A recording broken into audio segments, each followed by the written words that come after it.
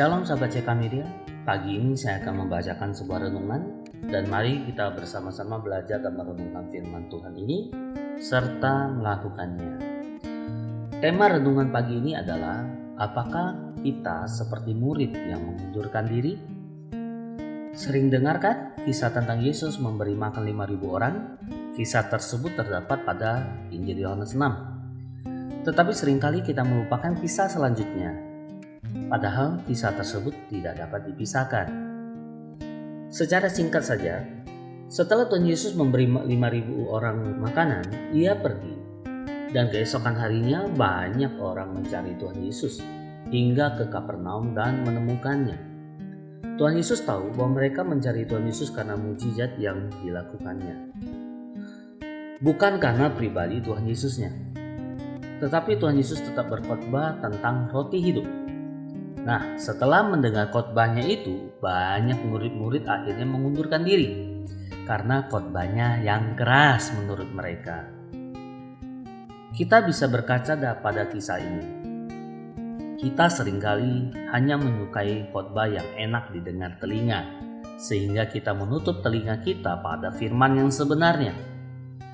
Jadi, ada beberapa pengkhotbah pun tersesat karena mengikuti jemaat yang maunya mendengarkan firman yang enak-enak saja.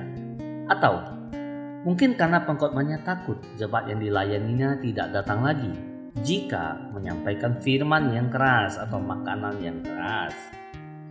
Tradisi tersebut harus diubah.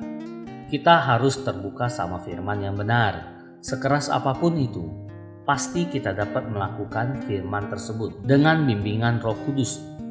Jangan sampai karena firman yang benar, kita malah meninggalkan Tuhan. Injil Yohanes 6 ayat 61. Yesus yang di dalam hatinya tahu bahwa murid-muridnya bersungguh-sungguh tentang hal itu, berkata kepada mereka, "Adakah perkataan itu menggoncangkan imanmu?" Nah, demikian renungan kita pagi ini. Kiranya kita bisa menerima firman yang keras yang sebenarnya. Di kitab Ibrani 5 ayat 14 berkata, "Makanan keras adalah untuk orang-orang dewasa yang karena mempunyai panca indera yang terlatih untuk membedakan yang baik daripada yang jahat." Makanan keras firman Tuhan akan mengoreksi kita dan itu adalah hal yang positif. Roh Kuduslah yang memberitahu kita dalam hati bahwa sikap kita salah atau kita berjalan di jalan yang salah. Berada dalam firman Tuhan adalah kunci untuk menjalani hidup di jalan yang benar. Jadi, janganlah menjadi bayi rohani. Makanlah makanan keras dalam firman Tuhan. Baik, mari kita berdoa bersama. Tuhan Yesus, aku tahu bahwa firman-Mu adalah satu-satunya jalan menuju kedewasaan rohani. Tuntun dan tolong saya untuk bertumbuh saat saya menerima firman-Mu sehingga hidup saya berkenan di hadapan-Mu. Dalam nama Tuhan Yesus Kristus saya berdoa. Amin.